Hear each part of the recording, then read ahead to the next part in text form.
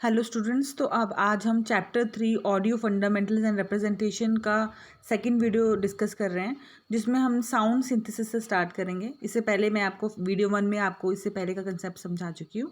तो जो sound synthesis है, ये कंसेप्ट का क्या है, क्या इसका मीनिंग क्या है, ये हमें समझना है पहले। तो जो ये साउंड सिंथेसिस है, ये प्रोसेस है जिसमें वाइब्रेशंस होती हैं एयर में, जिसमें कि रिजल्टेंट में जो साउंड सोर्स होता है, जैसे कि गिटार है या स्पीकर कोन है, इनसे क्या होती है, साउंड्स रिप्रेजेंट होती हैं। तो इसके लिए इलेक्ट्रॉनिक हार्डवेयर और सॉफ्टवेयर हमारे होते हैं, ठीक है। तो बेसिकली ये जो साउंड सिंथेसिस है, ये हमारी दो फंडामेंटल टाइप की हैं, ठीक है। तो ये दो टेक्नोलॉजीज़ के थ्रू हम साउंड सिंथेसिस करते हैं, ठीक है। वन इज़ एफएम सिंथेसिस, ठीक है। एफएम सिंथेसिस एक ऐसी टेक्निक है जिसको हम बोलते हैं frequency modulation. This technique is the digital implementation of frequency modulation, ठीक है।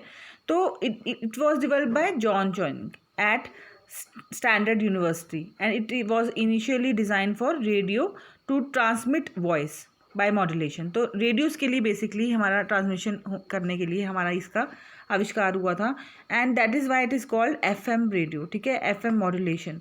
तो ये एक सिंथेसिस की आउटडेटेड टेक्निक है, अब आजकल बहुत कम यूज़ हो रही है। क्यों? क्योंकि इसमें एक वेव को हम रैपिडली इंक्रीज़ या डिक्रीज़ करने के लिए एक और वेव का यूज़ करते हैं, ठीक है।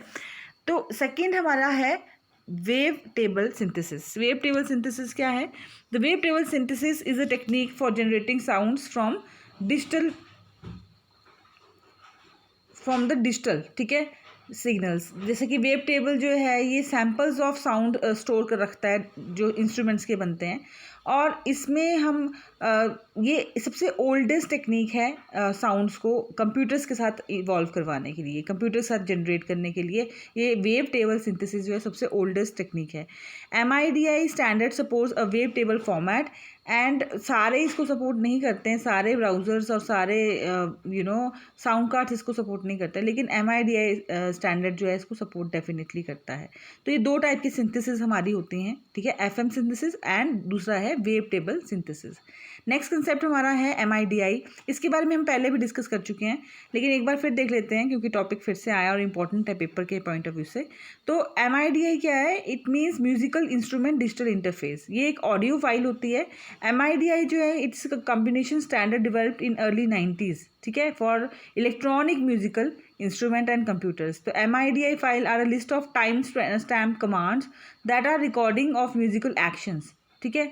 और अगर हम कंपोनेंट्स की बात करें MIDI की, तो इसमें हमारे पास अलग अलग कंपोनेंट्स हैं, और जैसे कि हार्डवेयर है, तो हार्डवेयर कनेक्ट करता है हमारे फिजिकल इंस्ट्रूमेंट्स के साथ कंप्यूटर को, और फिर हम इसका यूटिलाइजेशन करते हैं। आगे कंसेप्ट आपका है कि टाइप 0, टाइप 1। तो type 0 files are use less memory and run faster than type 1, ठीक है। ये चीज़ आपने नोट कर लेनी है, ये आपका नोट में लिखा भी हुआ है। और इसलिए जो MIDI म्यूज़िक मेंटेनेंस है टाइप 1 फॉर्मेट में चलती है और फ्रीक्वेंटली डिस्ट्रीब्यूट की जाती है टाइप 0 में, ठीक है। तो आपको ये नेक्स्ट कंसेप्ट आपका है कि comparison of MIDI and digital audio, इन दोनों में क्या फ़र्क है MIDI और डिजिटल ऑडियो में, ठीक है, डिजिटलाइज्ड ऑडियो, सॉरी, ठीक है। तो MIDI files are much more compact than digital audio files, ठीक है, ये ज़्यादा कॉम्पैक्ट है इनकी तुलना में। और MIDI files embedded in web pages load play more quickly than the digital equipment. तो MIDI के फॉर्म में अगर हम ऑडियो को सेव करते हैं, तो हमारा वेब पेजेस में भी ये बहुत आसानी से लोड हो जाता है और जल्दी ये रन हो जाता है, ठीक है। अगर हम ये MIDI के फ़ायदे हैं, ठीक है, ये एक तो कॉम्पैक्ट है as compare to digital audio files, और दूसरा ये वेब पेजेस में भी आसानी से लोड हो जाता है, क्विकली रन हो जाता है, ठीक है। और जो डिजिटल ऑडियो एडवांटेज अगर हम बात करें, उसका क्या फ़ायदा है? तो most important advantage of digital is consistent playback quality. जो क्वालिटी वाइज को जो कॉम्प्रोमाइज़ नहीं करती, वो है डिजिटल ऑडियो। और सेकंड है, digital audio is used far more frequently than MIDI data for multimedia sound tracks. ये ज़्यादा यूज़ होती है हमारी, क्योंकि हमारे को साउंड ट्रैक्स के लिए यूज़ करना पड़ता है MIDI से ज़्यादा यूज़ होता है digital audio. Preparation and programming require for digital audio do not demand knowledge, ठीक है, आपको ज़रा डिमांड नॉलेज की इसमें रिक्वायरमेंट नहीं है कि आपको साउंड की पूरी नॉलेज हो, ऐसा कुछ नहीं है। आप इसमें डिजिटल ऑडियो में आप डायरेक्टली काम कर सकते हैं, ठीक है। तो ये डिफ्रेंसिएशन था आपका MIDI में और डिजिटल ऑडियो में। उसके बाद आपका नेक्स्ट है डिसएडवांटेजेस ऑफ MIDI और एडवांटेजेस ऑफ MIDI। तो अगर हम एडवांटेज और डिसएडवांटेज की बात करेंगे तो पहला देख लेते हैं कि एडवांटेज क्या है MIDI की। तो फाइल साइजेस छोटे होते हैं, file sizes are smaller. Second, all aspects of the sound can be edited, हम इनके मतलब सारी फाइल्स को अलग अलग ढंग से एडिट कर सकते हैं। Effects can be applied to individual instruments, हम हर एक अलग इंस्ट्रूमेंट के इफेक्ट्स अलग अलग अप्लाई कर सकते हैं। और कोई भी नो इंटरफेरेंस और बैकग्राउंड नॉइस ड्यूरिंग रिकॉर्डिंग, कोई भी ऐसी बैकग्राउंड नॉइस वगैरह नहीं आती है जब हम रिकॉर्डिंग करते हैं। Can use to create music without need for different musicians, ठीक है। तो ये इसके फ़ायदे हैं, लेकिन अब इसका नुकसान भी देख लेते हैं कि डिसएडवांटेज क्या है MIDI का। कैन नॉट स्टोर वोकल्स, ठीक है, वोकल्स को स्टोर नहीं कर सकते। इफेक्ट्स बहुत लिमिटेड हैं इसमें।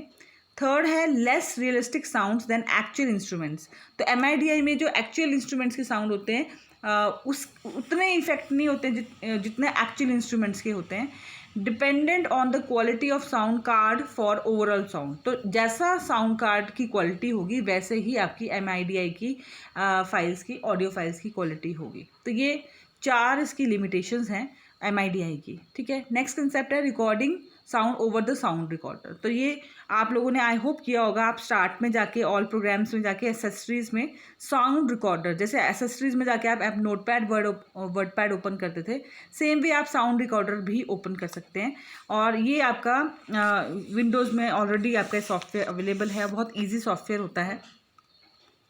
उसके बाद आपके पास नेक्स्ट है sound capture through sound editing software. आप साउंड एडिटिंग सॉफ्टवेयर के थ्रू भी आप इसमें कैप्चर कर सकते हैं साउंड को, ठीक है।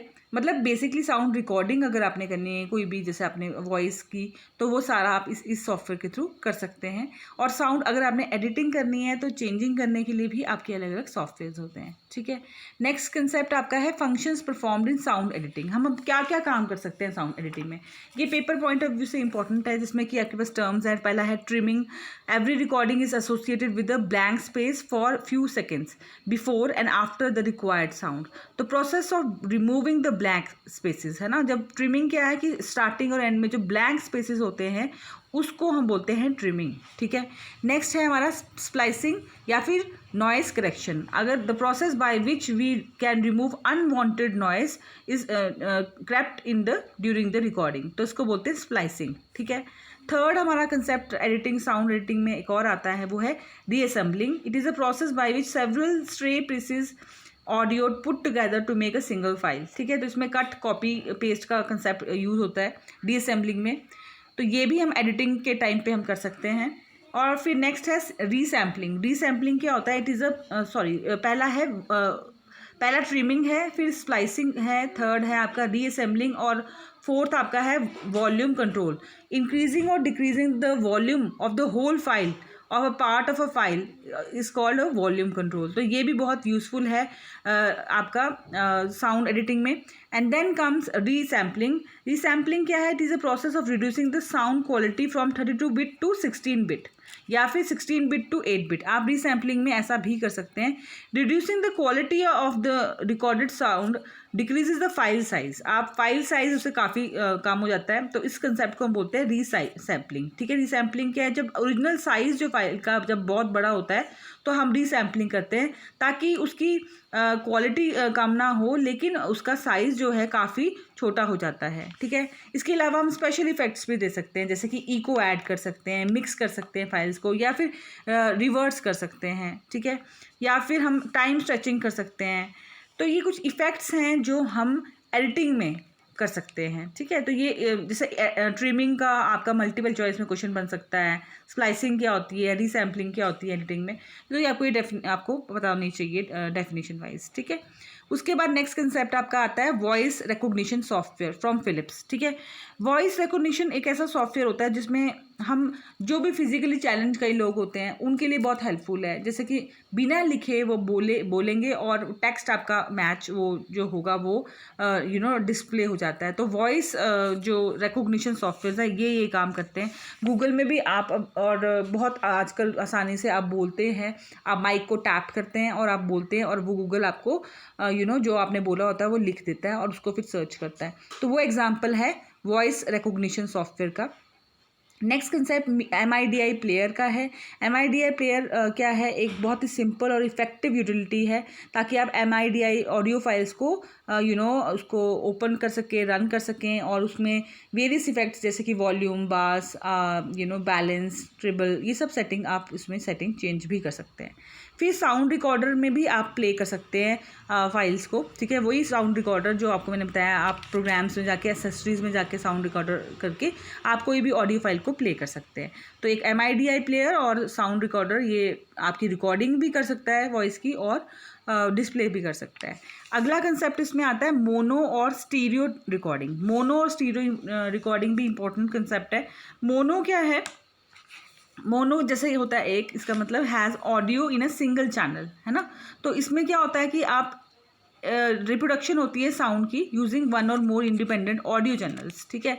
तो एक तो ये है और दूसरा है आपका स्टीरियो जो साउंड है it has almost completely replaced mono because of the improve quality, है ना। तो अगर हम दोनों में कंपेयर करें मोनो और स्टीरियो रिकॉर्डिंग में, तो मोनो क्या है, इसमें एक चैनल की साउंड परसीव होती हैं, लेकिन स्टीरियो रिकॉर्डिंग में क्या होता है, ये एक ऐसा मेथड है जिसमें इल्यूजन होती है मल्टी ऑडिबल पर्सपेक्टिव की, ठीक है। कॉस्ट वाइज देखिए तो मोनो रिकॉर्डिंग सस्ता होता है, चीप होता है, और स्टीरियो रिकॉर्डिंग थोड़ा कॉस्टली होता है क्योंकि इसमें आपकी इक्विपमेंट्स भी हैवी लगती हैं, ठीक है। उसके बाद आपका अगर हम यूसेज देखें तो public address system, radio talk show या हियरिंग एड्स या फिर टेलीफोन और मोबाइल कम्युनिकेशंस, ये कुछ एग्जांपल हमारे हैं मोनो रिकॉर्डिंग की। और अगर आप स्टीरियो रिकॉर्डिंग का एग्जांपल देखना चाहते हैं तो movies, television, music players, FM video station, ये सब एग्जांपल है स्टीरियो रिकॉर्डिंग के, ठीक है। आगे नेक्स्ट कंसेप्ट है हमारा कंप्रेशन। तो compression of transmission of audio on internet. हम कंप्रेशन की बात क्यों करते हैं, क्योंकि आपको ये मालूम है कि मल्टीमीडिया की जो फाइल होती है वो काफ़ी स्पेस लेती हैं हार्ड डिस्क में। तो ये बहुत बड़े साइज़ का एक मतलब आप डेटा ट्रांसफ़र में भी मुश्किल हो जाता है, स्टोरेज में भी मुश्किल होता है, इसलिए हम कंप्रेशन करते हैं फाइल का। कंप्रेशन में क्या होता है कि जो अनवांटेड हमारी एक्स्ट्रा स्पेस होता है या रेपिटिशियस कुछ डेटा होता है उसको हटा के हम उसको छोटा फाइल करवा देते हैं, जिससे कि हमारी फाइल छोटी हो जाती है। तो फ़ायदा क्या है कंप्रेशन करने का, आपकी स्टोरेज हार्डवेयर डिवाइस में आराम से स्टोर हो जाती है और फिर आप उसको आराम से कभी भी चाहो तो अनकम्प्रेस भी कर सकते हैं। और इसके अलावा आपके पास आप उसको आप सेंड भी कर सकते हैं इंटरनेट पे बहुत आसानी के साथ। तो अगर आप जब कंप्रेशन करते हैं तो दो टाइप से कंप्रेस होता है, एक लूजलेस ऑडियो कंप्रेशन होता है, एक लूजी होता है। तो lossless compression enables the restoration of the file in its original state. मतलब कि जब आप लूजलेस आप कंप्रेशन करेंगे तो उसमें डेटा बिल्कुल भी ख़राब नहीं होता, मतलब कि क्वालिटी से कोई भी कॉम्प्रोमाइज़ नहीं होता है लूजलेस में।